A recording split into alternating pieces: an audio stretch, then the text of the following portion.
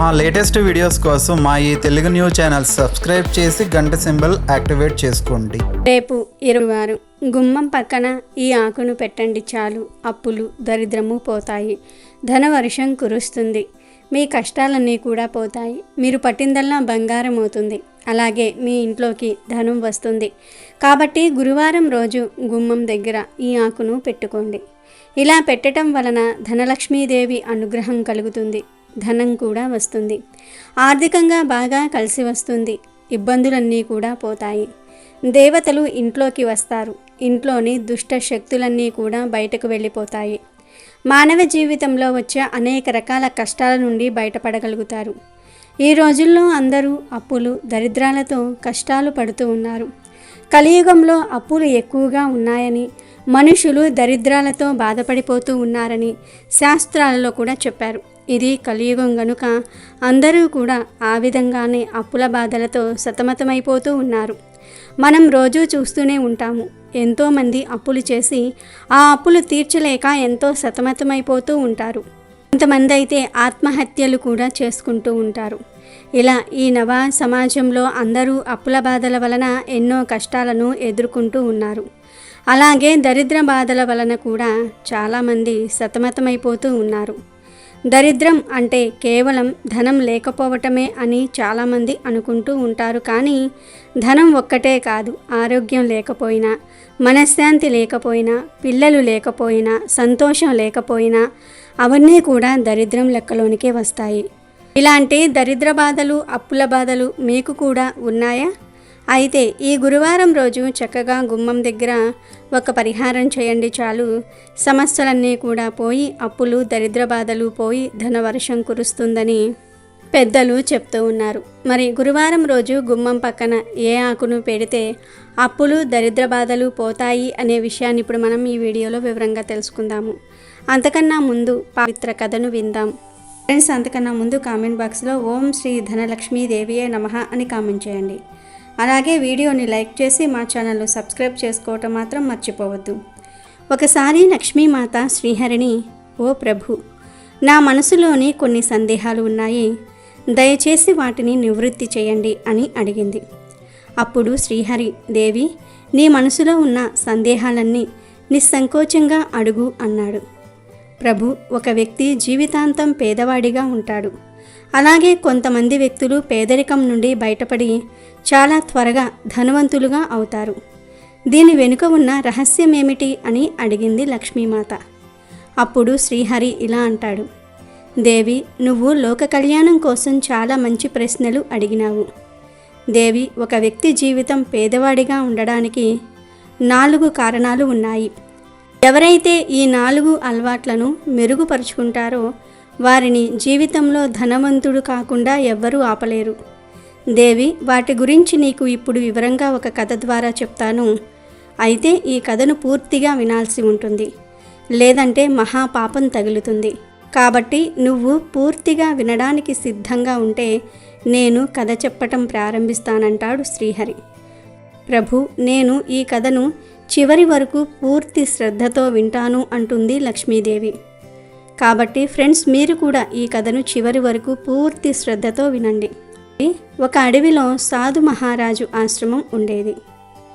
ఆయన ఎంతో జ్ఞానవంతుడు మరియు తపోశక్తి సంపన్నుడు. దూర ప్రాంతాల నుండి ప్రజలు ఆయన వద్దకు వచ్చేవారు.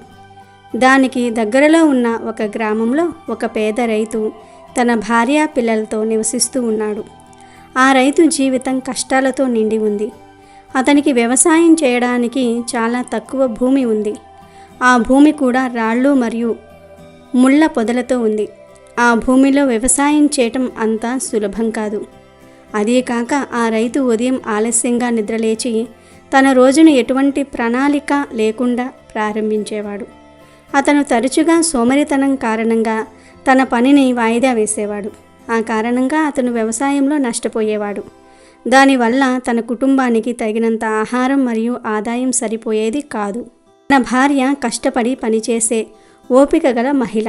ఆమె ఉదయాన్నే లేచి ఇంటి పనులన్నీ చేసి పిల్లలకు వంట చేసి బడికి పంపించేది. ఆ రైతు భార్య తన భర్త జీవితంలో మార్పు తీసుకురావాలని కోరుకునేది. ఆ రైతు ఒక గుడిసెలో ఉండేవాడు. వర్షాకాలం వస్తే చాలు ఇల్లంతా నీళ్లతో నిండిపోయేది. తన పిల్లల బాధలు చూసి తను ఎంతో కృంగిపోయేవాడు రైతు. తన కూతురు బాగా చదివేది, కానీ పై చదువులకు ఆ రైతు దగ్గర డబ్బులు లేవు. ప్రతిరోజు మంచి ఆహారం లేకపోవటంతో తరచూ ఆ పిల్లలు అనారోగ్యాల బారిన పడేవారు. ఆ రైతును ఆ స్థితిలో చూసి కొంతమంది గ్రామస్తులు ధైర్యం చెప్పేవారు. మరికొంతమంది ఇదంతా అతని సోమరితనం వల్లే అని తిట్టేవారు. ఆ రైతు చాలా నిరాశ చెందాడు, నిస్సహాయంగా ఉన్నాడు. ప్రతి రాత్రి అతను తన జీవితం ఎప్పుడు మారుతుందో అని ఆలోచిస్తూ నిద్రపోయేవాడు. కానీ మరుసటి రోజు ఉదయం అతను మళ్ళీ అదే దినచర్యను అనుసరించేవాడు. ఒకరోజు ఆ సాధు మహారాజు గురించి ఆ రైతు భార్యకు తెలిసింది. ఆమె తన భర్త దగ్గరకు వెళ్ళి, ఏమండి, ప్రజల సమస్యలను ఒక సాధు మహారాజు పరిష్కరిస్తున్నాడంట, మీరు కూడా ఆయన దగ్గరకు వెళ్ళండి, మన సమస్యలకు ఏదైనా పరిష్కారం చెప్పవచ్చు అని చెప్పింది. కానీ ఆ రైతు వెళ్లకుండా వాయిదా వేస్తూ వచ్చాడు. చివరికి అతని భార్య బలవంతం పెట్టడంతో సాధు మహారాజు ఆశ్రమానికి వెళ్ళాడు. ఆ రైతు సాధు మహారాజు వద్దకు చేరుకుని ఆయన పాదాలకు నమస్కరించి తన పేదరికం మరియు సమస్యల గురించి చెప్పాడు. స్వామి, నేను చాలా పేదవాడిని. నేను పగలు రాత్రి కష్టపడి పనిచేస్తాను. కానీ ఇప్పటికీ నేను జీవితంలో కష్టాలను ఎదుర్కోవలసి వస్తుంది. నాకు ఆనందం దొరకటం లేదు. దయచేసి నాకు మార్గనిర్దేశం చేయండి అన్నాడు. అప్పుడు సాధు మహారాజు ఆ రైతును చూసి నవ్వి ఇలా అన్నాడు. నాయనా, పేదరికం అంటే కేవలం డబ్బు లేకపోవటం కాదు, మీ మానసిక స్థితి మరియు అలవాట్లు బాగా లేకపోవటం. నీకు కావాలంటే 4 అలవాట్ల గురించి నేను నీకు చెప్పగలను. నువ్వు వాటిని అర్థం చేసుకుని పాటిస్తే అవి మీ జీవితం మార్చి మిమ్మల్ని ధనవంతులుగా చేస్తాయి అన్నాడు. అప్పుడు ఆ రైతు సాధు మహారాజుతో, దయచేసి ఆ 4 అలవాట్ల గురించి నాకు చెప్పండి అని అడుగుతాడు. అప్పుడు సాధు మహారాజు, సరే అయితే విను అని అంటాడు.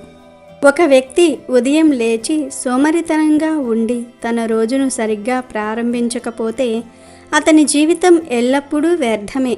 నేను ఒక చిన్న కథ ద్వారా నీకు చెప్తాను, విను. చాలా కాలం క్రితం ఒక రాజు తన రాజ్యంలోని సోమరితనంగా ఉండే రైతులను శిక్షించేవాడు. ఆ రాజు ఒకరోజు సోమరితనంగా ఉండటం వల్ల వారు ఏం కోల్పోతున్నారో తెలియజేయాలనుకున్నాడు. ప్రజలందరికీ ఉదయం ముందుగా ఎవరు రాజభవనం వద్దకు వస్తే వారికి వజ్రాలు, నాణ్యాలు దొరుకుతాయని ప్రకటించాడు. కానీ చాలామంది రైతులు సోమరితనం కారణంగా ఆలస్యంగా వచ్చారు. వారు అక్కడికి చేరుకున్నప్పుడు నిధి అప్పటికే అక్కడి నుండి తీసివేయబడింది. ఒక వృద్ధ రైతు ఎప్పుడూ ఉదయాన్నే లేచి ముందుగా చేరుకుని రాజు నుండి బహుమతి అందుకునేవాడు.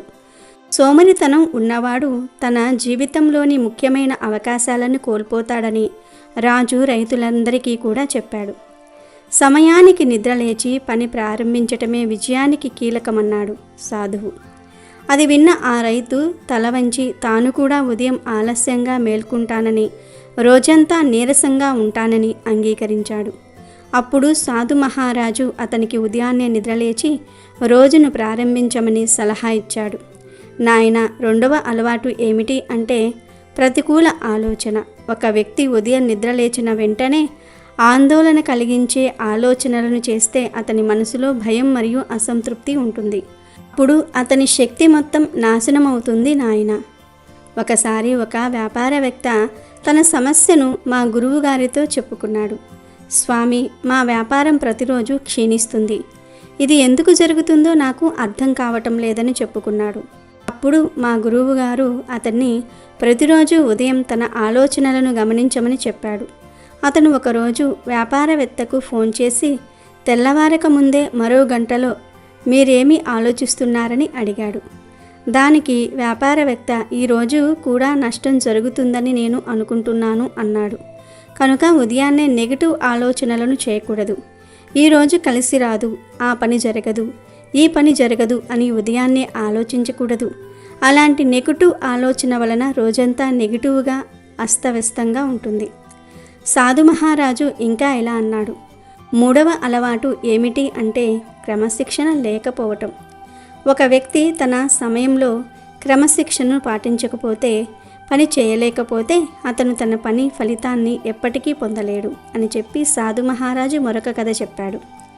ఒక యువ శిష్యుడు తన గురూజీని, నేను నా జీవితంలో ఎలా విజయం సాధించగలనని అడిగాడు. గురువు ఇలా జవాబు ఇచ్చాడు: ప్రతి ఉదయం సూర్యోదయానికంటే ముందే మేల్కొని ధ్యానం చేసి మీ రోజును ప్లాన్ చేసుకోండి అని.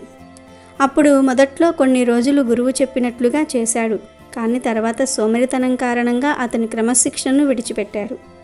గురువు శిష్యుడిని పిలిచి విజయం కేవలం కష్టపడి పనిచేయటం వల్ల మాత్రమే రాదని, క్రమబద్ధత మరియు క్రమశిక్షణ నుండి కూడా వస్తుందని వివరించాడు. మీరు మీ సమయాన్ని గౌరవించకపోతే కాలం మిమ్మల్ని గౌరవించదు, ఊహించని కష్టాలను అనుభవించేలాగా చేస్తుంది. ఆ శిష్యుడు తన గురువుకు విధేయత చూపి తన జీవితాన్ని క్రమశిక్షణతో వ్యవస్థీకరించుకున్నాడు. క్రమంగా అతను తన లక్ష్యాలన్నిటినీ కూడా సాధించాడు. తన దినచర్య అస్తవ్యస్తంగా ఉందని మరియు తన పనిలో నిర్లక్ష్యంగా ఉన్నాడని ఆ రైతు గ్రహించాడు. క్రమశిక్షణను పాటిస్తానని సాధు మహారాజుకు వాగ్దానం చేశాడు. చివరిగా సాధు మహారాజు 4వ అలవాటు గురించి చెప్పాడు. మీరు ప్రతిరోజు ఏదైనా కొత్తగా ప్రారంభించి దాన్ని పూర్తి చేయకపోతే మీ జీవితం ఎల్లప్పుడూ అసంపూర్ణంగా ఉంటుంది.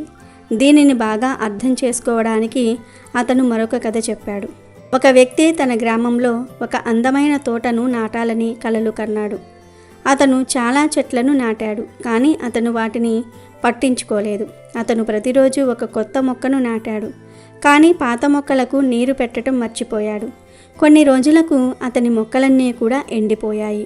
అతను సాధు మహారాజు దగ్గరకు వెళ్ళి, నేను ప్రతిరోజు కొత్త మొక్కలు నాటాను, కానీ నేను ఎందుకు విజయం సాధించలేదు అని అడిగినప్పుడు సాధు మహారాజు ఇలా చెప్పాడు: అస్థిరతతో జీవితాన్ని గడిపే వ్యక్తి తన లక్ష్యాన్ని ఎప్పటికీ చేరుకోలేడని అన్నారు. మీ కలలను నెరవేర్చుకోవడానికి స్థిరత్వం మరియు దృష్టి అవసరం. ఆ రైతు కూడా చాలా పనులు ప్రారంభించేవాడు, కానీ వాటిని ఎప్పటికీ పూర్తి చేసేవాడు కాదు. ఇలా సాధు మహారాజు మాటలు ఆ రైతు జీవితంపై లోతైన ప్రభావాన్ని చూపాయి. అతను తన ఉదయపు అలవాట్లను మార్చుకోవాలని నిర్ణయించుకున్నాడు. సాధు మహారాజుకు వాగ్దానం చేశాడు, ఈ రోజు నుంచి నా అలవాట్లు మార్చుకుంటాను అని. ఇప్పుడు అతను ఉదయాన్నే నిద్రలేచి పూర్తి అంకిత భావంతో తన రోజును ప్రార్థనతో ప్రారంభించాడు. మరియు ధ్యానం అతనికి మానసిక ప్రశాంతతను ఇచ్చింది. అతని ఆలోచన సానుకూలంగా మారింది. అతను తన రంగంలో పనిచేయడానికి రోజువారీ దినచర్యని ఏర్పరచుకున్నాడు. క్రమశిక్షణ ముఖ్యమని ఆ రైతు కూడా నేర్చుకున్నాడు. ఇదే అతని పురోగతికి ప్రధాన కారణం అవుతుంది. ప్రతిరోజు తన పొలంలో 8 గంటలు పనిచేయాలని, ఆ తరువాత తన కుటుంబంతో సమయం గడపాలని అతను నిర్ణయించుకున్నాడు. వారంలో కొంత పంటను నాటడం లేదా తన ఇంటిని శుభ్రం చేయటం వంటి చిన్న లక్ష్యాలను నిర్దేశించుకున్నాడు. ప్రతిరోజు తన లక్ష్యాన్ని నెరవేర్చుకోవటంలో నిమగ్నమయ్యాడు. క్రమంగా ఆ రైతు జీవితంలో మార్పులు చూడటం ప్రారంభించాడు. అతని పంట బాగా పండటం ప్రారంభమయ్యింది. గ్రామస్తులు అతని కృషిని ప్రశంసించటం ప్రారంభించారు. అతను తన సంపదతో తన పిల్లలను చదివించాడు మరియు అతను ఒక కొత్త ఇంటిని కట్టుకున్నాడు. రైతు తన బైక్ రిపేర్ చేయించుకొని తన భార్య కోసం కొత్త గ్రైండర్ కొన్నాడు. దానితో ఆమె ఇంటి పనులు సులభతరం అయ్యాయి. రైతు జీవితం ఇప్పుడు పూర్తిగా మారిపోయింది. ఒకప్పుడు అతన్ని సోమరివాడు, విఫలుడు అని పిలిచే గ్రామస్తులు ఇప్పుడు అతన్ని ప్రశంసించటం ప్రారంభించారు. ఆ రైతు భార్య కూడా తన భర్త కొత్త అలవాట్లను చూసి ఎంతో ఆనందపడింది. ఇప్పుడు ఆ రైతు తన కుటుంబంతో సంతోషకరమైన జీవితాన్ని గడుపుతున్నాడు. సాధు మహారాజు చెప్పిన 4 అలవాట్లు రైతు జీవితాన్ని పూర్తిగా నిర్దేశించాయి. అతను పేదరికం నుండి బయటపడటమే కాకుండా తన మనస్సు మరియు ఆత్మ నుండి కూడా బయటపడడానికి ఒక మార్గాన్ని కనుగొన్నాడు. మనం ఉదయం పూట తెలిసి లేదా తెలియకుండా చేసే మరికొన్ని పనులు మనకు ఆటంకం కలిగిస్తాయి. ఇది మీ ఆరోగ్యంపై కూడా ప్రభావం చూపుతుంది. ఉదయం నిద్రలేచిన తర్వాత అస్సలు చేయకూడని కొన్ని పనులు శాస్త్రాలలో ప్రస్తావించబడ్డాయి. లేకపోతే అదృష్టానికి బదులుగా దురదృష్టం నీడలా వెంటాడుతుంది మరియు ఆనందానికి బదులుగా దుఃఖాల పర్వతం వెంటాడుతుంది. కుటుంబంపై చెడు ప్రభావం పడుతుంది. ఉదయం పొరపాటున కూడా చేయకూడని ఆ పనులు ఏమిటో చూద్దాం. ఉదయం లేవగానే చాలామంది అద్దంలో తమ ముఖాన్ని చూసుకుంటూ ఉంటారు. ఇది వాస్తు శాస్త్రం ప్రకారం చాలా ప్రమాదకరమైందని, చెడు సంకేతాలకు దారితీస్తుందని చెప్పబడింది. కాబట్టి ఉదయం నిద్ర లేవగానే దేవుడి ఫోటోను చూడండి. ఇది చాలా శుభప్రదంగా చెప్పబడింది. ఇలా చేయటం వల్ల రోజు బాగా ప్రారంభమవుతుంది. రెండవది, ఒక వ్యక్తి యొక్క అదృష్టం మన ఇంటి ముందు మూసి ఉన్న ఇంటితో ముడిపడి ఉంటుంది. ఇంటి ముందు మూసి ఉన్న ఇల్లు రాబోయే చెడు కాలాలను సూచిస్తుంది. గ్రంథాల ప్రకారం మూసి ఉన్న ఇంటిని చూడటం వల్ల చెడు పరిస్థితికి దారి తీయవచ్చు. అయితే ఇది రోజులోని ప్రతి పనిలో ఆటంకం కలిగిస్తుంది మరియు చేసిన పని కూడా చెడిపోతుంది. ఫ్రెండ్స్, ఉదయం నిద్రలేవగానే మురికి పాత్రలను చూడటం వల్ల శరీరంలో ప్రతికూల శక్తి వస్తుంది. శాస్త్రాల ప్రకారం రాత్రి వంటగది శుభ్రం చేసిన తర్వాతే నిద్రపోవాలి. ఇంట్లో మురికి పాత్రలు ఉండటం వల్ల పేదరికం వస్తుంది. ఎందుకంటే లక్ష్మీదేవి స్వయంగా వంటగదిలోనే ఉంటుంది. ప్రతి పూట వంటగదిలో మురికి పాత్రలను శుభ్రం చేయకపోతే లక్ష్మీదేవి ఆ ఇంటిని శాశ్వతంగా వదిలివేస్తుంది. తద్వారా ఇంట్లో పేదరికం ఉంటుంది. రాత్రిపూట వంటగదిలో మురికి పాత్రలను ఎప్పుడూ ఉంచవద్దు. అలాగే ఉదయం నిద్ర లేచిన తర్వాత మీ సొంత నీడను లేదా వేరే ఒకరి నీడను చూడటం మంచిది కాదని శాస్త్రాలు చెప్తూ ఉన్నాయి. నీడను చూడటం చెడు సంకేతంగా పరిగణించబడుతుంది. నీడను చూడటం వల్ల ఒక వ్యక్తిలో ఉద్రిక్తత మరియు భయం ఏర్పడుతుంది. రోజంతా పనిచేయటంలో ఇబ్బందులు ఉంటాయి. ఏకాగ్రత దెబ్బతింటుంది. చివరిగా, జంతువుల యొక్క ఫోటో. మీరు నిద్రలేవగానే ఆవును చూస్తే అది చాలా శుభప్రదంగా భావిస్తారు. కానీ గ్రంథాల ప్రకారం ఉదయం లేవగానే ఏ హింసాత్మక జంతువు చిత్రాన్ని చూడకూడదు. ఇది సంబంధాలలో దూరాన్ని సృష్టిస్తుందని మరియు వివాదాలకు దారితీస్తుందని శ్రీహరి లక్ష్మీమాతకు వివరించారు. ఇది విన్న లక్ష్మీమాత ఎంతో సంతోషించింది. విష్ణుమూర్తికి ధన్యవాదాలు తెలుపుతుంది. వీడియోలోకి వస్తే, ఎవరైతే అప్పులతో, దరిద్ర బాధలతో కష్టాలు అనుభవిస్తూ ఉన్నారో వారు గురువారం రోజున ఉదయం చక్కగా ఒక తామర ఆకును తెచ్చుకోండి. తామర ఆకుకు లక్ష్మిని ఆకర్షించే శక్తి ఉంది. తామర ఆకుకు మన దరిద్రాలను వదిలించే శక్తి ఉంది కనుక ఎలాగోలాగా ఒక తామర ఆకును సంపాదించి తెచ్చుకోండి. అసలు మాకు తామర ఆకులు దొరకవు అనుకునేవారు తమలపాకుతో అయినా సరే పరిహారం చేసుకోవచ్చు. ముందు ఆకు మీద ఒక స్పూన్ పసుపుని వేయండి. ఆ పసుపు మీద 4 లవంగాలు వేయండి. లవంగాలతో పాటు 2 యాలకులు కూడా వేయండి. పసుపు పవిత్రమైన పదార్థం. పసుపుతో ఎటువంటి పరిహారాలు చేసినా అద్భుత ఫలితాలు వస్తాయి. అలాగే యాలకులు, లవంగాలు కూడా ఎంతో శక్తిని కలిగి ఉంటాయి కనుక ఆకు మీద పసుపు, యాలకులు, లవంగాలు వేయండి. తర్వాత ఈ ఆకును తీసుకుని వెళ్ళి మీ మెయిన్ డోర్ గుమ్మం పక్కన పెట్టండి. అలా పెట్టడం వలన ఇంట్లో ఉన్న నెగిటివ్ ఎనర్జీ మొత్తం కూడా పోతుంది. ధన సమస్యలు పోతాయి, అప్పులు తీరిపోతాయి, దరిద్రాలు పూర్తిగా పోతాయి, కష్టాలన్నీ కూడా పోతాయి, విపరీత ధనలాభం కలుగుతుంది, లక్ష్మీదేవి మీ ఇంట్లో తిష్ట వేస్తుంది. ఇలా పెట్టిన ఆకును, పసుపును, యాలుక్కాయలను, లవంగాలను మరునాడు తీసి పారే నీటిలో కానీ, మురికి నీటిలో కానీ పడేస్తే మీకు అన్ని శుభాలే జరుగుతాయి. కనుక మీరు కూడా గురువారం రోజు గుమ్మం పక్కన ఈ ఆకును పెట్టి మీ కష్టాలను తొలగించుకోండి. అమెజాన్లో బెస్ట్ డిస్కౌంట్స్ కోసం వీడియో డిస్క్రిప్షన్లో లింకు ఉంది, చూడండి. అలాగే మా టెలిగ్రామ్ ఛానల్ సబ్స్క్రైబ్ చేసుకోండి.